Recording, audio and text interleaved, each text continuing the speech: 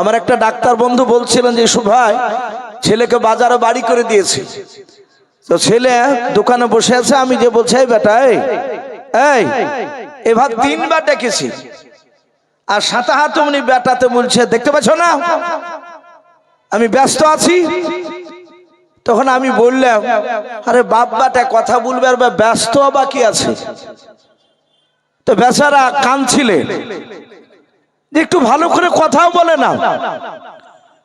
বাপজি ছেলের যদি ঈমান থাকে বাপজি ভয় হবে যে বাপকে বেয়াদবি বলে কথা বলতে গেলে আদবের খেলাফ করে ফেললে কিয়ামতের ময়দানে জান্নাত আটকা পড়ে যাবে, যেতে বলুন আলহামদুলিল্লাহ। হযরত উমর ফারুক রাদিয়াল্লাহু তাআলা আনহু তিনি রাসূলের দরবারে কাঁদছেন। একজন সাহাবা বলছেন ভাই উমর এমন কি অন্যায় করেছিলে যে রাসূলুল্লাহ দরবারে তুমি এখন কাঁদছো? সে সাহাবার বাড়ি কিন্তু মক্কাতে ছিল না, তার মক্কার বাইরে উমর ঈমান এনেছে কিভাবে এই ঘটনা বাপজি তার শোনা ছিল না, কিন্তু উনি জানেন যে উমর চরম শক্তিশালী। বাপজি আমার সোনা লালেরা, উমর ফারুক রাদিয়াল্লাহু তাআলা আনহু তিনি বললেন ভাই তুমি জানো না আমি কিভাবে ঈমান এনেছি? বলে নাও। রাসূল দাঁড়িয়ে আছেন, বলুন ওমর তোমার ঈমান আনার ঘটনা তুমি একটু শোনাও। এখানে অনেকগুলো সাহাবায়ে কেরাম আছে যারা পরে ঈমান এনেছে, অনেক দূর দূরান্ত থেকে এসেছে সাহাবা, অনেকে বিবি বাল বাচ্চা জমি জায়গা ছেড়ে দিয়ে তারা রাসূলের দরবারে ঈমান নিয়ে রাসূলের কাছ থেকে আর যায় নাই, বলুন আলহামদুলিল্লাহ। এরকম অনেক সাহাবা তারা সবাই শুনতে চাইলো। বাপজি আমার সোনা লালেরা, উমর ফারুক রাদিয়াল্লাহু তাআলা আনহু রাসূলুল্লাহ দরবারে বাপজি তিনি বলতে লাগলেন, আপনারাও বাপজি সকলে জানেন রাসূল এক নয় দুই নয়, রাসূলের দুশমন বাপজি বেঈমান আবু জেহেল প্রায় 12,000 লোক নিয়ে বাপজি মিটিং শুরু করেছিল, আর সেই মিটিং এ প্রধান বক্তা ছিল এই বেঈমান আবু জেহেল লোকটা। সে এমন করে কৌশল করে বক্তব্য দিয়েছিল, সে ডাক দিয়ে বলেছিল ভাই মুহাম্মদ সাল্লাল্লাহু আলাইহি ওয়াসাল্লামকে কে মারতে পারবে? সবাই তাকাতাকি করেছিল, কেউ হাত উঁচু করতে পারে নাই। লাস্টে ওমর একটু পেছনে ছিল, ওমর হাত উঁচু করে বললে এই আবু জেহেল, এই হিশামের বেটা আমর, আমি খাত্তাবের বেটা ওমর, আমি কাউকে ভয় পাই না। মুহাম্মদ সাল্লাল্লাহু আলাইহি ওয়াসাল্লাম বড্ড বড় বেড়ে গেছে এটা জানি, কিন্তু বলো তার কি চাও? তার হাত কাটা চাও না পা কাটা চাও না তার মাথা কাটা চাও? আবু জেহেল বলল। সবাই মিলে হাত তালি মেরে বাপজি তাকে তাকে আরো বাপজি তাকে সাঙ্গা করে দিয়েছে বেঈমানেরা। তারা বলল যে ভাই ওমর তুমি ছাড়া কেউ মারতে পারবে না। মুহাম্মদ সাল্লাল্লাহু আলাইহি ওয়াসাল্লাম বড্ড বড় বেড়ে গেছে, তার বডি থেকে গলাটা আলাদা করে দাও গো, মাথাটা, ওর মাথা কাটিয়ে নিয়ে আসো। আবু জেহেল বলল মাথা কেটে নিয়ে আসতে পারলে তোমাকে 3টা বড় ধরনের উপহার দিব। ওমর রাজি হয়ে গেল। ওমর বলল আমার তোমার জবানের উপর বিশ্বাস হয় নাই? বলে আবু জেহেল উদবা সাইবা, এদেশের সব বড় বড় নেতারা আছে? বলে হ্যাঁ। বলে ওই দেখো একটা পাহাড়, যে পাহাড়ে গিয়ে মানুষ কসম খায়। আমরা মানুষ অনেক সময় দেখতে পাই মানুষ কিছু দেখে যায় যে শিকার হয় না, তখন অনেকে বলে যে ভাই মসজিদে গিয়ে তুই কথা বলতে হবে। সাধারণ লোক অনেকে বলি আমরা, এখন আর মসজিদ কোরআনকে ভয় করছে না, বাপ কোরআনকে ভয় করছে না। তো ওরা মক্কার কাফিরদের বাপজি একটা বিশ্বাস ছিল, ভয় ছিল যে একটা পাহাড় বাপজি কুবা নামক পাহাড়, সে পাহাড়ে গিয়ে হাত দিয়ে ওয়াদা করলে জীবন থাকা পর্যন্ত বাপজি ওই ওয়াদাটা পুরা করতো। আবু জেহেল উতবা সাইবা ওরা সবাই মিলে ওমরের সামনে গিয়ে পাহাড়ে হাত দিয়ে বলল এই পাহাড়ের কসম খেয়ে বলছি এই ওয়াদা পুরা করব তুমি যদি মুহাম্মদ সাল্লাল্লাহু আলাইহি ওয়াসাল্লামের মাথা কেটে নিয়ে আসতে পারো। ওমর বলল অসুবিধা নাই, আমাকে বিষাক্ত একটা তলোয়ার দাও। যে তলোয়ারে বাপজি বিষ মাখানো ছিল। ওমর বেঈমান বাপজি সে সময় তলোয়ার খানা হাতে করে নিয়ে 12,000 লোকের সামনে হাত তালি নিয়ে দৌড়াতে শুরু করলো। ওমর এত দ্রুত বেগে ছুটছে বিশ্ব নবীকে মারবে। কিতাবে এসেছে বাপজি মদিনা নয় ওই মক্কা নগরে আমার বিশ্বনবী দরদি নবী যখন ছিলেন সাহাবাদেরকে নিয়ে ওমর বাপজি মরুভূমির ময়দান দিয়ে পাহাড়ি এলাকা দৌড়াচ্ছে। একজন রাসূলের সাহাবা যিনার নাম হযরত নাঈম রাদিয়াল্লাহু তাআলা আনহু, তিনি দুম্বা উট চড়াচ্ছিলেন। ওনারা হয়তো বাপজি ছোট্ট একটা লাঠি উনি সে নিয়ে ছাগল চড়াচ্ছিলেন, দুম্বা চড়াচ্ছিলেন ওই পাহাড়ি এলাকায়। দেখছে একবারে ওমর এত দ্রুত বেগে দৌড়ে যাচ্ছে। হযরতে নাঈমের সাথে ওমরের একটু ভাব ছিল। আমাদের অনেক মুসলমান ভাই, আমার হিন্দু ভাই, যুবক বন্ধুর সাথে অনেকের বন্ধুত্ব তৈরি হয়। ডাক দিয়ে বলল, ভাই এই ওমর, এই কি ব্যাপার, এত দ্রুত বেগে দৌড়াচ্ছ, কোথাও জানে না যে রাসূলকে বাঁধতে যাচ্ছে? ওমর দাঁড়িয়ে বলল, ওই আব্দুল্লাহর সন্তান মুহাম্মদ সাল্লাল্লাহু আলাইহি ওয়াসাল্লামকে আমি জব্দ করতে যাচ্ছি। বেটা বেরিয়েছে খুব, তার মাথা কাটতে যাচ্ছি, গোটা দেহ থেকে মাথাটা আলাদা করে দেব। বেটা চিনে না, উমারের পাল্লায় পড়েনি, এতদিন কিছু বলেনি, আজ মুহাম্মদ সাল্লাল্লাহু আলাইহি ওয়াসাল্লামের রিহাই নাই। হযরতে নাঈম কাছে বলল, ভাই একটু কাছে এসো। বলে, এই ভাই তুমি যে মারতে যাচ্ছ, মুহাম্মদ সাল্লাল্লাহু আলাইহি ওয়াসাল্লাম তো একাই নাই, সেখানে যদি তার কয়েকটা সাথী ভাই থাকে তারা তো তোমাকে কম করে ছাড়বে না। যাহাতেই কথা বললো, ওমর বলল, এই তোর কথাবার্তা শুনে মনে হচ্ছে তুই ওরই লোক। সাথে হাতে বলল, ভাই বাস্তবে আমি মুহাম্মদ সাল্লাল্লাহু আলাইহি ওয়াসাল্লামের লোক, বলুন আলহামদুলিল্লাহ। যাহাতে নবীর লোক বলেছে, আরো ওমর রেগে গেছে। ওমরকে ডাক নাই, ওমর বলল, এই তোকে আগে জবাই করব। হযরতে নাঈম বলল, ভাই ওমর শুনে না, তোমার দেহতে বাহুতে শক্তি বেশি থাকতে পারে। আই ওমর, তুমি আমাকে 10টা তলোয়ার চালাতে পারলে আমি একটা তো মারতে পারবো। গত কয়েকদিন আগে বাপজি আমাদের পশ্চিম বাংলায় একটা রেজাউল বলে একজন মাওলানা, মাথায় রুমাল দিয়ে অনেকে দেখেছেন ইউটিউবে, ট্রেনে যাচ্ছিল, তাকে দেখে বাপজি চাচা বিভিন্ন রকমের বাংলাদেশি জঙ্গি অনেক রকমের ন্যায় অন্যায়কের কথা বলেছিল। তো ছেলেটা তাদের কথাতে বাপজি একটু জবাব উত্তর দিয়েছিল। সে বলেছিল, ভাই ঈদেশ আপনার, ঈদেশ আমারও, আপনার যতটা আমার ততটা 1 ইঞ্চি আপনারও বেশি নাই, আমারও 1 ইঞ্চি কম নাই। এই প্রতিবাদ করার কারণে বাপজি তাকে মারতে মারতে এমনকি ট্রেন থেকে ছুঁড়ে ফেলে হত্যা করার পরিকল্পনা নিয়েছিল। তাকে টানাটানি করে একজন আমার হিন্দু ভাইদের মধ্যে থেকে টেনে সেই মাওলানাকে চাবিড়ে ধরে তাকে ছাড়ে নাই। ওই দুষ্কৃতীদের হাত থেকে বাপজি ওই হিন্দু ভাইটা বাপজি বাঁচিয়েছেন আল্লাহ, কিন্তু তার মারফতে উনি মারতে দেয়নি। পৃথিবীতে বাপজি এখনো আমাদের হিন্দু ভাইরা আছে, অনেক হিন্দু ভাই আছে মুসলমানের জন্য জীবন দিতে রাজি আছে, কিন্তু এক শ্রেণীর বাপজি বেঈমানরাও তারা মাথা ছাড়া দিয়েছে। তারা চাইছে যে মুসলমানকে ভারতবর্ষ থেকে বাপজি একেবারে শেষ করে দেবে, কিন্তু পারবে না। বাপজি যত ওরা মুসলমানকে মারছে, ওরা জানছে গোটা পৃথিবীতে মুসলমানের সংখ্যা বাড়ছে। জোরে বলুন সুবহানাল্লাহ।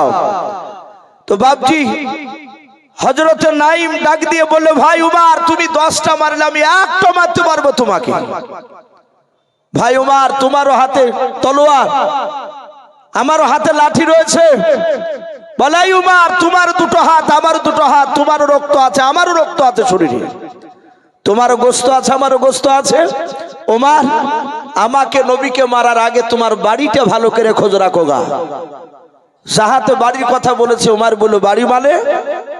বলে, এই তোমার আপন কলিজার টুকরা বোন ফাতেমা নাই? বলে, আছে তো, আমি বিয়ে দিয়েছি আমার বোনে। বলে, তোমার সেই বোন ফাতেমা আর তার স্বামী শাহিদ খোঁজ রেখেছো? ওরা দুজনায় যেই নবীকে মারতে যাচ্ছ সেই নবী কলেমা পড়ে তারা মুসলমান হয়ে গিয়েছে। ওমর বলল, তা তো শুনি নাই। বলে, কবে হয়েছে? বলে, কদিন হলো। ওমর বলছে, আমি বেশ কয়েকদিন তার বাড়িতে যাইনি। ওমর বললে, ভাই মিথ্যা কথা বলছিস না তো আমার মার থেকে বাঁচার জন্য? বলে, নাও, আমরা রাসূলুল্লাহর সাহাবা মিথ্যা কথা বলে নাই, বলুন আলহামদুলিল্লাহ। ডাক দিয়ে বলল, ওমর তোমার বাড়িটা খোঁজ নাও, তারপরে তুমি আসো, তারপরে তুমি নবীকে মারতে যেও। ওমরের যা রাগ ছিল আরো 7 গুণ রাগ বেড়ে গেল। যে আমার রসুলকে, যে নবীকে মারতে যাচ্ছি তার উপর ঈমান এনেছে আমার বোন। ওমর বাপজি তলোয়ার হাতে করে নিয়ে সোজা দৌড়ে চলে গেল তার বোনের বাড়িতে। তখন বাপজি দরজা এখনকার মতো ছিল না, দরজায় বাপজি লাথ মারলো। হযরত ওমর প্রথমে বাপজি কান লাগিয়ে কথাগুলো একটু শুনছিল, দেখি তিনি কি করে। ওরা কেতাবে লিখেছে হযরতে সাঈদ আর ফাতেমা, ওরা স্বামী স্ত্রী তো দুজনায় রাসূলুল্লাহ তরফ থেকে একজন খাব্বাব বলে একজন সাহাবা নবীজি, তিনি কোরআনের বাপজি তালকিন দিছিলেন, শিক্ষা দিছিলেন। হযরত ওমরের কানে কয়েকটা আয়াত কোরআনের আওয়াজ চলে গিয়েছে। ওমরের ভাষা ছিল আরবি, কোরআন নাজিল হয়েছে আরবিতে। আরবি বাপজি কয়েকটা আয়াত কোরআনে ওমরের কানে গিয়েছে। ওমর চিৎকার করে বলে, এই দরজা খোল। ওমরের বোন বাপজি গলার আওয়াজ কানা শুনে চিনতে পেরেছে উনি আমার কলেজার টুকরা ভাই ওমর। ওমরের বাপজি শক্তির ব্যাপারে, পাগলামোর ব্যাপারে তার বোনের ভালো জানা ছিল। হযরতে ফাতেমা ডাক দিয়ে বলেছিল, প্রাণের স্বামী শুনে নাও, আর মনে হয় বাঁচতে পারবো না আমরাও। ওই দেখ আমার ভাই বাড়ির দরজায় এসে ডাক দিচ্ছে, বোন দরজা খোল বলেছে। ওগো আমার স্বামী শুনে নাও, আমরা জীবন দিতে রাজি আছি, কিন্তু শুনে নাও, আমার মনে হয় ওই খাব্বাবের ভাইয়ের হাতে যে কোরআন শরীফ রয়েছে রে, শুনে নাও। কোরআন তখন বাপজি আপনার 30 পারা গচ্ছিত ভাবে ছিল নাও। ওই সময় হযরত বাপজি নবীর দরবারে, বাপজি সাহাবাদের দরবারে কোন সময় কোরআন বাপজি চামড়াতে লেখা থাকতো, গাছের পাতাতে বাপজি কোরআনের আয়াত লেখা থাকতো, পাহাড়ে বাপজি আপনার লেখা থাকতো। হযরতে খাব্বাব কয়েকটা বাপজি আপনার সুরাও লিখিত ছিল বাপজি আপনার চামড়ায়, বাপজি হাতে করে নিয়ে রে বাবা। ওই দেখে দেখে বাপজি শিখাচ্ছিল কোরআন। ফাতেমা বলল, ভাই খাব্বাব, এই কোরআনটা আমার ভাই চিনে না, জানে নাও। কোরআনটাকে হয়তো টান মেরে ফেলে দেবে, কোরআনকে টান মেরে ফেলে দিলে সহ্য করতে পারবো নাও। ওরে ভাই খাব্বাব, এই কোরআনটা নিয়ে তুমি ঘরের আড়ালে চলে যাও। হযরতে বাবা খাব্বাব ঘরের ভিতরে বাপজি কোনায় গিয়ে আড়ালে গিয়ে বাপজি আপনার দাঁড়িয়ে গেল। ওমরের দরজা বাপজি তার বোনের খুলতে দেরি হলো। ওমর কয়েকটা লাথ মেরে বাপজি দরজাটাকে ভেঙে ফেললো। দরজা ভাঙার পর ওমর বাপজি দৌড়ে গিয়ে তার নিজের বোনের কাছে না, প্রথমে নিজের দোলা ভাইয়ের কাছে চলে গেল। দোলা ভাইয়ের কাছে যাওয়ার পর ওমর বাম হাত দিয়ে তার ভাইয়ের বাপজি দাড়ি কানাকে ধরলো। ও বাপজি ভাইয়েরাও, আগেকার বেঈমানেরাও তারা বাপজি দাড়িকে বাপজি আপনার চাস্তক না এখনকার মতো। তারা জানতো দাড়ি বড় মূল্যবান, দাড়ি একটা পুরুষের বাপজি আলামত। আপনারা সকলেই জানেন বেঈমান বলে পৃথিবীতে একটা বাপজি খোদা দাবি করেছিল, যার নাম বাপজি ফেরাউন। সে ডাইরেক্ট বলেছিল, আনা রব্বুকুমুল আলা, সব আল্লাহর চেয়ে যে বড় আল্লাহ দাবি করেছিল।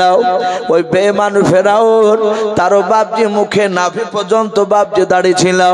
সে মুখটা দিয়ে বাপজি সারা দিন দাড়িকে বাপজি জোড়ে রাখতে এত যত্ন করতো দাড়ির।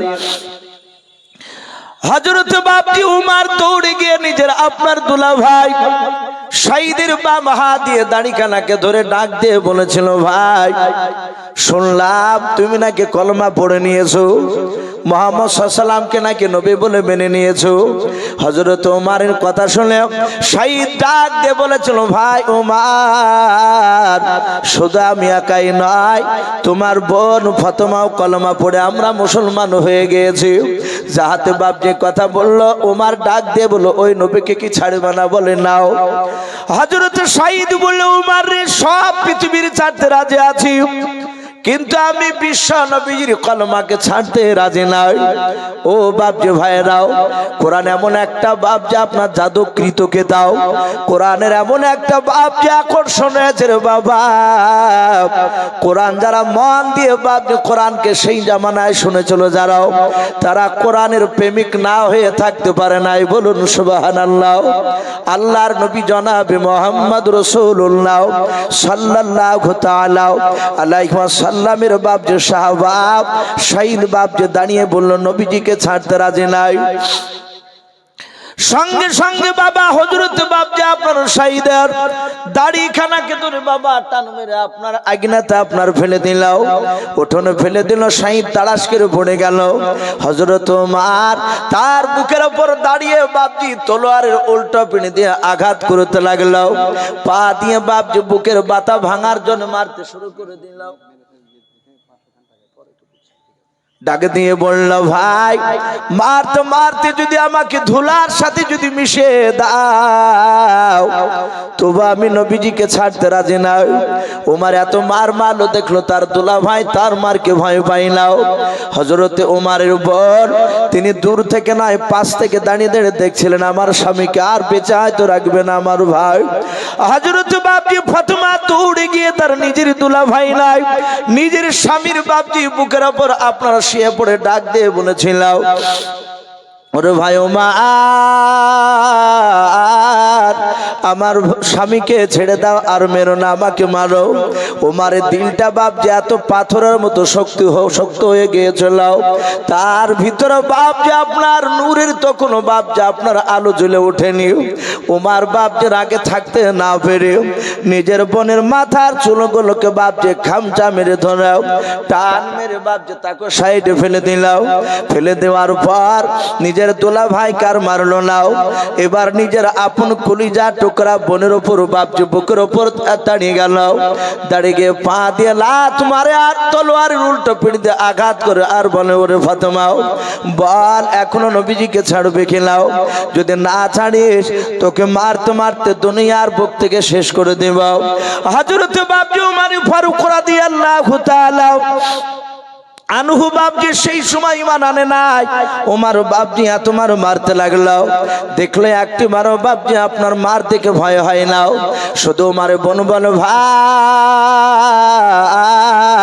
মারতে মারতে আমাকে যদি মেরে ফেলো আমার কলিজার ভিতর থেকে নবীজির মহব্বত তুমি ছেড়ে দিতে পারবা না, বের করে তুমি ফেলে দিতে পারবা না।